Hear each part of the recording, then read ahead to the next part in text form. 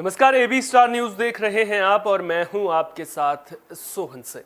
वक्त हो चला है देश लाइव का, जिसमें बात करेंगे तमाम अहम खबरों की। शुरुआत करेंगे कर्नाटक में एक नए विवाद से जुड़ी खबर के साथ में। दरअसल कर्नाटक में हिजाब को लेकर खूब विवाद देखने को मिला था और मामला सुप्रीम कोर्ट तक पहुंच गया था। अब कर्नाटक में एक नया विवाद सामने आया है।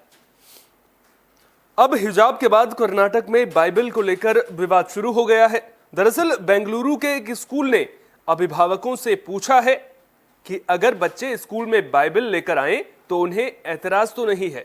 अब अभिभावक भले ही स्कूल के सवाल के जवाब में कुछ भी कहें, लेकिन दक्षिणपंथी हिंदूवादी संगठन इस पर कड़ा ऐतराज जता रहे हैं। दरअसल ये मामला बेंगलुरु के निजी क्लियरेंस हाई स्कूल का है, जहां स्कूल प्रशासन ने बच्चों के अभिभावकों से ये लिखित में लिया है कि अगर बच्चे बाइबल लेकर क्लास में आए तो उन्हें कोई आपत्ति नहीं होगी। स्कूल प्रबंधन के इस कदम का हिंदू जनजागरण समिति ने विरोध किया है। संगठन के प्रवक्ता मोहन गौड़ा ने कहा कि इस तरह के स्कूल गैर हिंदू विद्यार्थियों को ईसाई समुदाय का सर्वोच्च धर्म ग्रंथ पढ़ने के लिए मजबूर कर रहा है। वहीं स्कूल प्रबंधन का कहना है कि स्कूल बाइबल आधारित शिक्षा प्रदान करता है। दरअसल इस स्कूल में कक्षा 11वीं में प्रवेश के फॉर्म में अभिभावकों से एक घोषणा पत्र पर साइन करने को कहा गया है, जिसमें लिखा है कि आपका बच्चा अपने स्वयं के नैतिक और आध्यात्मिक उत्थान के लिए सुबह की प्रार्थना सभा और क्लब समेत सभी क्लास में भाग लेगा और बाइबल और भजन पुस्तिका उसके पास रखने पर आपको कोई आपत्ति नहीं है। इस पर हिंदूवादी संगठन ने आपत्ति जताते हुए कहा कि इस स्कूल में गैर ईसाई बच्चे भी पढ़ते हैं, उन्हें स्कूल बाइबल पढ़ने को मजबूर कर रहा है। हाल ही में कर्नाटक सरकार ने स्कूलों में भगवद गीता पढ़ाने की योजना का ऐलान किया है। इसे स्कूली पाठ्यक्रम में शामिल करने पर विचार हो रहा है। कर्नाटक में बाइबल से पहले हिजाब विवाद भी गरमाया हुआ है, जिसे लेकर खूब हंगामा भी देखने को मिला। तो कर्नाटक में घमासान मचा हुआ है। धर्म के नाम पर सियासत तो हमने देखी, अब स्कूल भी धर्म के नाम पर इसके चपेटे में आते हुए नजर आ रहे हैं, इसकी चपेट में आ रहे हैं। और जिस तरह से मामले अब सामने आ रहे हैं, स्कूल अभिभावकों से इस तरह के सवाल पूछ रहे हैं, धर्म को लेकर के राजनीति गर्म होती हुई नजर आ रही है। तो ऐसे में सवाल उठता है कि आखिर जो बच्चे स्कूल में पढ़ रहे हैं उनका इस सब में क्या कसूर है, उन बच्चों पर इसका कितना गहरा असर पड़ रहा होगा, इसकी कल्पना भी आप नहीं कर सकते हैं। स्कूल एक ऐसी जगह है जहां बच्चा शिक्षा लेने के लिए जाता है। अगर स्कूल भी धर्म की आड़ में इस तरह के विवादों में फंसते हुए नजर आएंगे तो फिर बच्चों के भविष्य को लेकर के सवाल कहीं ना कहीं उठेंगे। उम्मीद करेंगे कि हमारे स्कूल और कॉलेज धर्म और समुदाय को लेकर के जिस तरह की राजनीति हो रही है, जिस तरह से पढ़ाई को लेकर धर्म का छौंका इसमें लगाया जा रहा है, इस सब में नहीं फंसेंगे, ताकि जो हमारे बच्चे हैं वो एक अच्छी शिक्षा प्राप्त कर सके। और जो समाज को एक करने की शिक्षा स्कूल में दी जाती है, जो बुनियाद शिक्षा की होती है, वहां पर इस तरह के मामले देखने को नहीं मिलेंगे।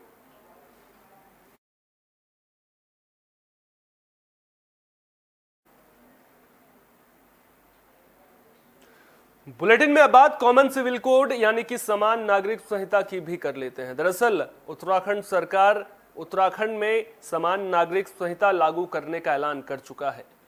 यूपी में भी इसकी तैयारियां चल रही है, लेकिन बीजेपी ये चाहती है कि जो बीजेपी शासित राज्य हैं वहां कम से कम समान नागरिक संहिता कानून लागू हो जाए। लेकिन क्या जो बीजेपी के सहयोगी हैं वो बीजेपी की इस सोच से मेल खाते हैं? बिहार की अगर बात करें तो बिहार में फिलहाल ऐसा कुछ भी नजर नहीं आ रहा है। जेडीयू ने दो टूक कह दिया है कि जब तक मुख्यमंत्री नीतीश कुमार हैं, बिहार में कॉमन सिविल कोड लागू नहीं हो सकता है। तो बीजेपी लगातार ये कोशिश कर रही है कि बिहार समेत जो बीजेपी शासित राज्य हैं वहां पर कॉमन सिविल कोड लागू हो जाए। इन सब के बीच एनडीए में बीजेपी के साथ शामिल जनता दल यूनाइटेड ने दो टूक कहा है कि बिहार में मुख्यमंत्री नीतीश कुमार की सरकार है और उनके मुख्यमंत्री रहते किसी भी कीमत पर समान नागरिक संहिता को लागू नहीं किया जा सकता है। यह बड़ा बयान जेडीयू संसदीय बोर्ड के अध्यक्ष उपेंद्र कुशवाहा का है। बता दें कि भोजपुर के जगदीशपुर में वीर कुंवर सिंह विजयोत्सव समारोह के दौरान पूर्व उप मुख्यमंत्री और बीजेपी के राज्यसभा सांसद सुशील मोदी ने कहा था कि गृह मंत्री अमित शाह ने कह दिया है कि बीजेपी शासित राज्यों में समान नागरिक संहिता को लागू किया जाएगा। सुशील मोदी के इस बयान के बाद उपेंद्र कुशवाहा ने ये बड़ा बयान दिया है। कुशवाहा ने बिहार में समान नागरिक संहिता की जरूरत पर सवाल उठाते हुए कहा कि देश संविधान से चल रहा है और आगे भी उसी से चलेगा। जब बिहार में समान नागरिक संहिता की जरूरत ही नहीं है तो इसका सवाल कहां से उठता है। बिहार में नीतीश कुमार की सरकार के रहते ये लागू नहीं होगा। एनडीए की सरकार में इस बड़े मुद्दे पर जेडीयू अकेले कैसे फैसला कर सकता है, इस सवाल पर उपेंद्र कुशवाहा ने दो टूक कहा कि उनकी पार्टी अपनी नीतियों से समझौता नहीं कर सकती, चाहे जो भी हो। समान नागरिक संहिता का सवाल ही नहीं उठता है। आपको बता दें कि बिहार में बीजेपी और जेडीयू कई मामलों में एक दूसरे के आमने सामने आते रहे हैं। बीजेपी बिहार में कानून व्यवस्था के मुद्दे पर अपनी ही सरकार को घेरती रही है। ताजा मामला समान नागरिक संहिता का है। बीजेपी नेता और मंत्री जनक राम पूरे बिहार समेत देश में समान नागरिक संहिता लागू करने के पक्ष में हैं। इस मुद्दे पर जेडीयू के विरोध पर वे कहते हैं कि उन्हें उम्मीद है कि सहयोगी भी इसके लिए मान जाएंगे। तो समान नागरिक संहिता को लेकर के बीजेपी और जेडीयू अलग अलग राह अपनाते हुए नजर आ रहे हैं। देखना दिलचस्प होगा कि जिस तरह से कई मुद्दों को लेकर दोनों पार्टियां आमने सामने आ चुकी हैं, इस मुद्दे पर भी दोनों सहयोगियों के बीच में बात बन पाएगी या फिर ऐसे ही दोनों अलग अलग रास्ते अपनाते हुए ही नजर आएंगे।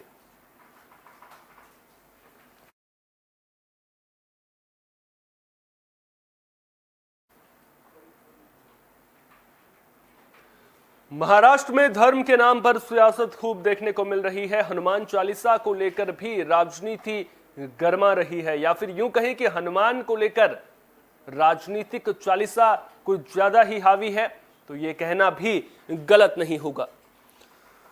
तो महाराष्ट्र में शुरू हुए हनुमान चालीसा विवाद पर शिवसेना ने अब एक बार फिर से हमला बोल दिया है। अपने मुखपत्र सामना में शिवसेना ने लिखा है कि बीजेपी ने हिंदुत्व के नाम पर जो हंगामा शुरू किया है उसका समर्थन नहीं किया जा सकता। हिंदुत्व एक संस्कार और संस्कृति है, हंगामा नहीं है। सामना में शिवसेना ने लिखा कि इस राज्य में हनुमान चालीसा का जाप प्रतिबंधित नहीं है। इसके बावजूद अमरावती सांसद नवनीत राणा और पति विधायक रवि राणा मातोश्री के सामने ही इसका जाप क्यों करना चाहते थे। शिवसेना ने कहा कि अगर वे राष्ट्रीय स्तर पर हनुमान चालीसा का जाप करना चाहते थे तो उन्हें मातोश्री के बजाय लोकसभा अध्यक्ष ओम बिरला, पीएम मोदी और केंद्रीय गृह मंत्री अमित शाह के आवास पर इसका जाप करना चाहिए था। शिवसेना ने अपने मुखपत्र में लिखा, हनुमान चालीसा पर किसी राज्य ने प्रतिबंध नहीं लगाया है, इसके बावजूद मातोश्री पर जाकर पाठ करने की हट क्यों। दरअसल बीजेपी ने ही राणा दंपत्ति को आगे करके मुंबई का माहौल खराब करने की योजना बनाई थी। उसी आदेश के अनुसार सब कुछ किया गया। शिवसैनिक आक्रोशित हो उठे और राणा दंपत्ति का निकलना मुश्किल हो गया। सामना में लिखा है कि अब ये राणा कौन है, इनमें इतना अहंकार मस्ती कहां से पैदा हुई है, ये ईडी जैसी एजेंसियों के लिए जांच का विषय है। आरोप लगाया गया है कि नवनीत राणा ने फर्जी जाति प्रमाण पत्र के आधार पर अमरावती से लोकसभा का चुनाव लड़ा और जीता था। नवनीत कौर राणा और उनके पिता हरभजन सिंह कुंडलेश ने जाति प्रमाण पत्र बनवाने के लिए फर्जी दस्तावेज जमा किए थे। चुनाव लड़ने के लिए नवनीत कौर राणा ने अनुसूचित जाति का फर्जी प्रमाण पत्र बनवाया। इस जालसाजी पर मुंबई उच्च न्यायालय ने मुहर लगाई, लेकिन मामले को सर्वोच्च न्यायालय में ले जाकर समय व्यतीत किया जा रहा है। तो अब सामना में शिवसेना ने सीधा सवाल पूछा है। उन्होंने कहा है कि हिंदुत्व संस्कार और संस्कृति नहीं है, माफ कीजिएगा, संस्कार और संस्कृति है, हंगामा नहीं है। और जिस तरह से महाराष्ट्र में खूब सियासत इस पूरे मसले को लेकर के देखने को मिल रही है, ऐसे में सवाल उठता है कि आखिर धर्म के नाम पर महाराष्ट्र में ये उबाल कब तक देखने को मिलता रहेगा। देखना दिलचस्प होगा कि आने वाले दिनों में महाराष्ट्र में सियासत किस करवट बैठती है।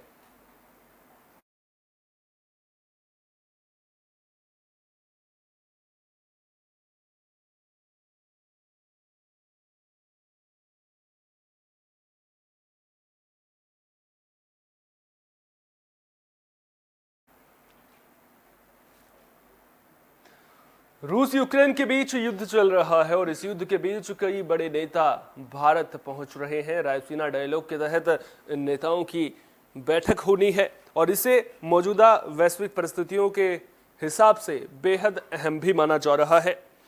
तो ब्रिटिश प्रधानमंत्री बोरिस जॉनसन की भारत यात्रा के कुछ दिनों बाद यूरोप के कम से कम 8 बड़े नेता और मंत्री अगले कुछ दिनों में भारत का दौरा करने वाले हैं। इन बड़े नेताओं में यूरोपीय आयोग की अध्यक्ष उर्सुला वान डेर लेयन भी शामिल हैं।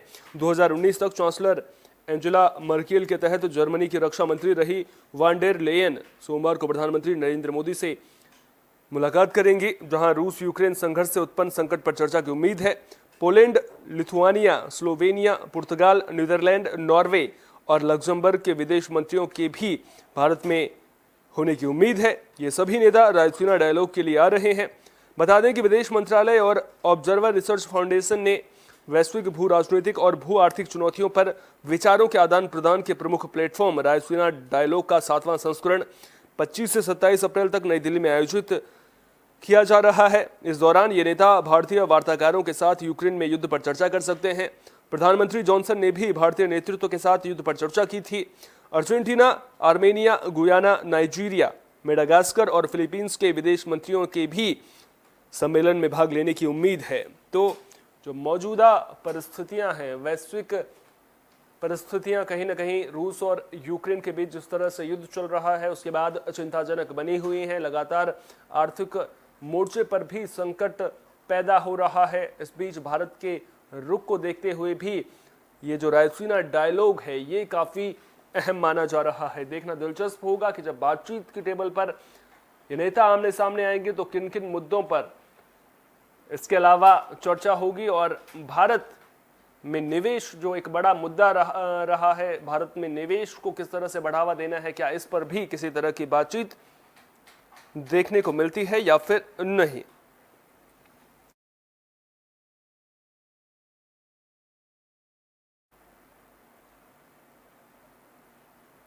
बुलेटिन के आखिर में बात कोरोना की भी कर लेते हैं। दरअसल कोरोना के आंकड़े डरा रहे हैं। लगातार तीसरे दिन 2500 से ज्यादा मामले सामने आए हैं। दिल्ली में भी लगातार मामले 1000 से ज्यादा सामने आ रहे हैं। हालांकि कोरोना के मामलों में कमी दर्ज की गई है। पिछले 24 घंटे की बात करें तो कोरोना संक्रमण के 2541 नए मामले सामने आए हैं।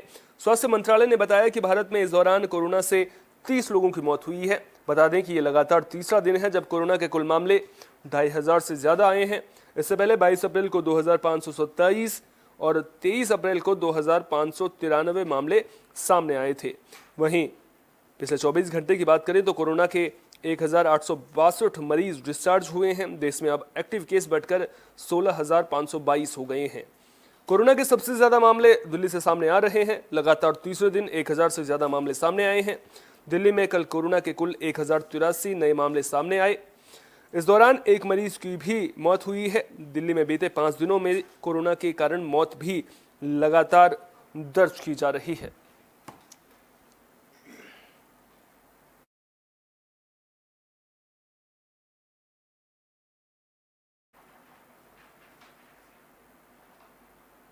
देश लाइव में फिलहाल के लिए इतना ही। देश दुनिया की तमाम अहम खबरों के लिए बने रहिए AB स्टार न्यूज के साथ, क्योंकि यहां पर खबरों का सिलसिला कभी नहीं थमता।